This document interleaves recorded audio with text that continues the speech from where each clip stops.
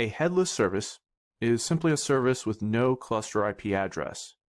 For example, here's the config file for a headless service. It's a headless service because we explicitly set cluster IP to the value none.